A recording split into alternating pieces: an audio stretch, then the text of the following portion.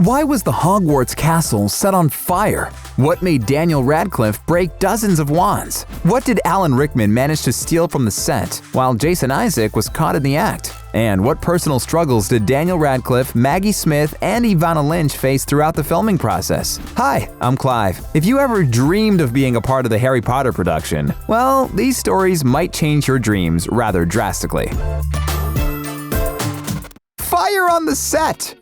Can you imagine Hogwarts burning down? Voldemort could only dream about that in his sweetest dreams, though that's what happened while filming the battle scene in the Deathly Hallows Part 2. Well, at least with the castle mock-up. There is a big battle scene involving a lot of pyrotechnics and explosions. There is a mocked-up castle made of timber, steel, and plastic. Somehow, it caught alight. According to Screen Rant, the fire was put out in under an hour by the studio's fire brigade. But the damage was so extensive that the entire Hogwarts mock-up needed to be rebuilt. Luckily, nobody was injured, and the damage was estimated to be only around $140,000. I mean, that's not such big money for Warner Brothers, right?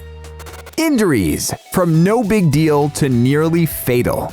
You've all heard the story where Emma Watson slapped Tom Felton in the face, right? It happened when Tom asked Emma to rehearse that famous scene from the Prisoner of Azkaban movie. And Emma Watson was like, "Hold my beer." She just went and just smacked me right across the face. Next time, you should be really careful with your requests, Tom. You also might have heard the horrible story of Helena Bonham Carter perforating poor Matthew Lewis's eardrum. Yes, while filming the scene where Beatrix was threatening Neville with her wand, the actress accidentally poked the boy in his ear. I thought I could brandish the wand like a sort of Q-tip and clean out his ear, but unfortunately he moved toward the wand as I was prodding it, and it actually perforated his eardrum. When Helena was asked if she had the chance to apologize to Matthew, she replied with her very dark sense of humor. "Oh yeah, but he was deaf, so he couldn't hear me." Brrr. Crazy in the movies, crazy IRL. Though these accidents are nothing compared to the next one. The sad story of Daniel Radcliffe's stunt double. His name is David Holmes, and tragically during one of his stunt rehearsals in the Deathly Hallows, he broke his neck. He was thrown to the ground, and because of that, today he is in a wheelchair. This is perhaps the saddest story from the making of the Harry Potter movies, especially knowing the fact that David was Daniel's stunt double from the very first Harry Potter movie. And I really think it's unfair that stunt doubles remain unknowns in the shadows of the famous actors they stand in for. So remember this man's name. Luckily, David Holmes never gives up. He started Ripple Productions with his friends, which produces a podcast about coping mechanisms for those who have similar injuries. And David is also a badass car racer now. He rides modified cars at speeds of about 150 miles per hour. What a legend! Those awkward mess-ups. What do you think? How many wands did Daniel Radcliffe break during the 8 movies? The answer will shock you. Different sources estimate that Daniel broke around 60 to 80 wands. Jeez, man, what the hell is wrong with you? If you pay attention to some of the backstage videos, you'll see why his wands didn't exactly last long. Yep, most of the time Radcliffe just used his wands as drumsticks, which wasn't very appropriate. So probably once every 3 or 4 weeks, it would just weaken to the point where it snaps, and then I would say I was very sorry to the prop master, and he would give me a look like, "Please stop drumming." And breaking dozens of wands wasn't the only example of Daniel Radcliffe's disorganization. There was another time that he messed things up by making the entire crew think that he was drowning. Remember the second task of the Triwizard Tournament? Daniel was supposed to be underwater for a long time. That's why he trained a lot with a professional scuba diving team. They taught Daniel different signals to communicate with them in case of an emergency. And during the rehearsal, the actor accidentally signaled that he was out of oxygen and that he needed immediate help. The scuba divers got him out of water as soon as possible, only to find out that Daniel actually wanted to signal that he was just fine. Yep. Disorganized actor. But don't be too hard on Daniel. The dude had his own personal reasons for being scattered. We'll come back to that soon. Another awkward story happened with Jason Isaacs. Being a gentleman, he'd never ever try to steal anything. But for some reason, he really wanted a copy of the paper, The Daily Prophet. And Jason claims that it was all Alan Rickman's fault, because Alan was not only a terrific actor, but a professional on-set thief as well. Yes, he stole tons of Gringotts coins without getting caught. What a shame.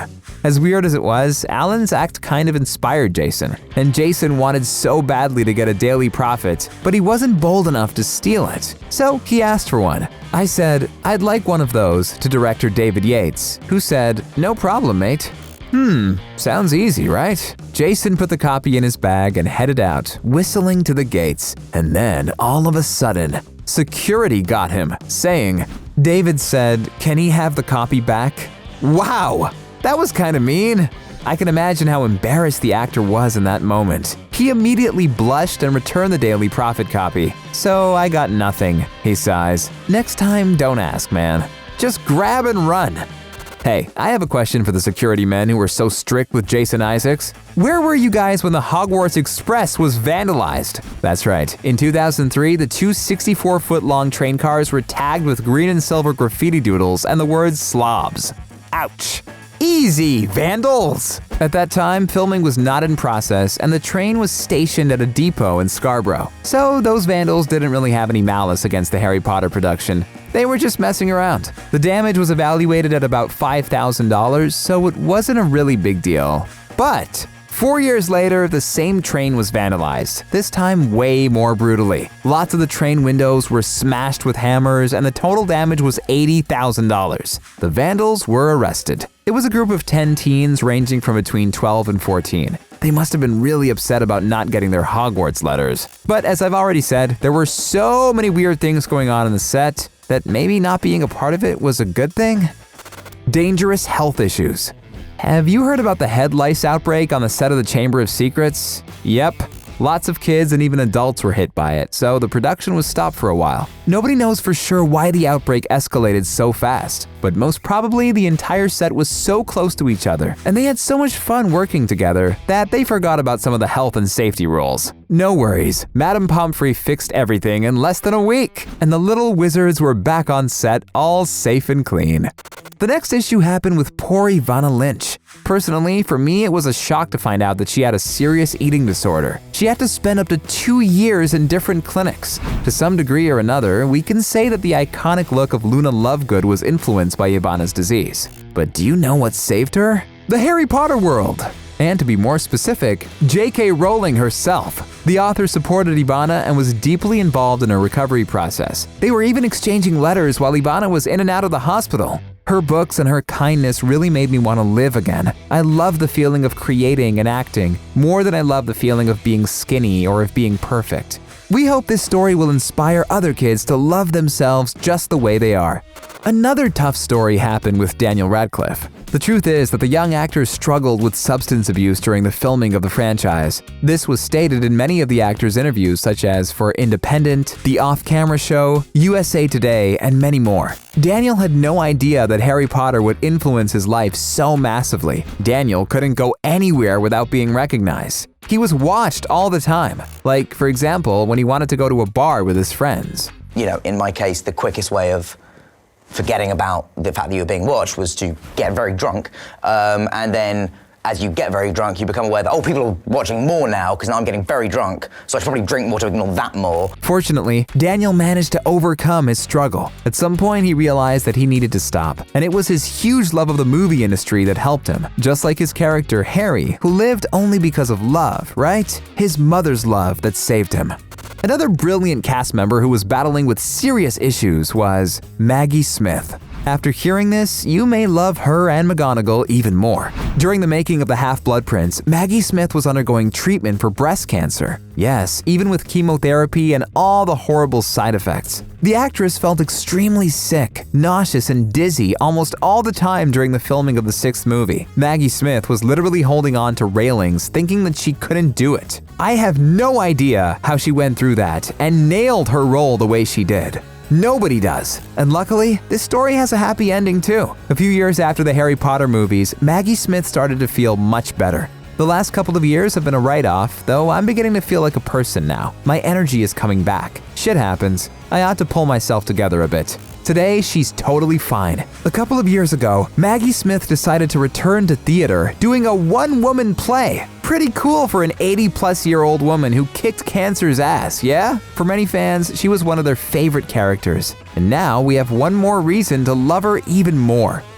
And who's your favorite?